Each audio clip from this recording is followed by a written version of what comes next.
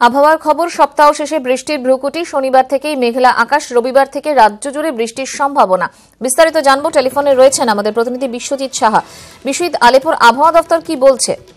দেখো, পরপর পশ্চিমী ঝঞ্ঝা আসছে এবং তার ফলেই প্রচুর পরিমাণে জলীয় বাষ্প সঞ্চার হবে এবং এর জেরেই শনিবার থেকে রাজ্যে আবহাওয়ার আবার পরিবর্তন হবে এবং শনিবার থেকে মেঘলা আকাশ এবং পশ্চিমের যে জেলাগুলি বাঁকুড়া, পুরুলিয়া, বর্ধমান, এই জেলাগুলিতে শনিবারেই হালকা বৃষ্টি হওয়ার সম্ভাবনা। রবিবার কলকাতা সহ রাজ্য জুড়েই বৃষ্টির সম্ভাবনা। রবি, সোম, মঙ্গল এই 3 দিন দক্ষিণবঙ্গে বৃষ্টি এবং অপেক্ষাকৃত বেশি বৃষ্টি হবে শেষের দিকে, এবং বুধবারে উত্তরবঙ্গের জেলাতেও বৃষ্টির সম্ভাবনা।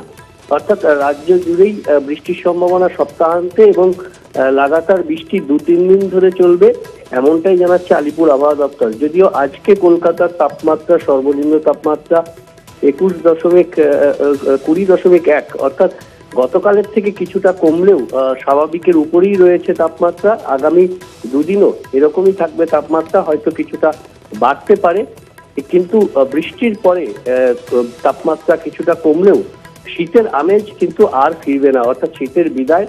এবং অন্যদিকে পশ্চিমী ঝঞ্ঝার জেরে সপ্তাহান্তে আবারও বৃষ্টির ভ্রুকুটি। ধন্যবাদ বিশ্বজিৎ।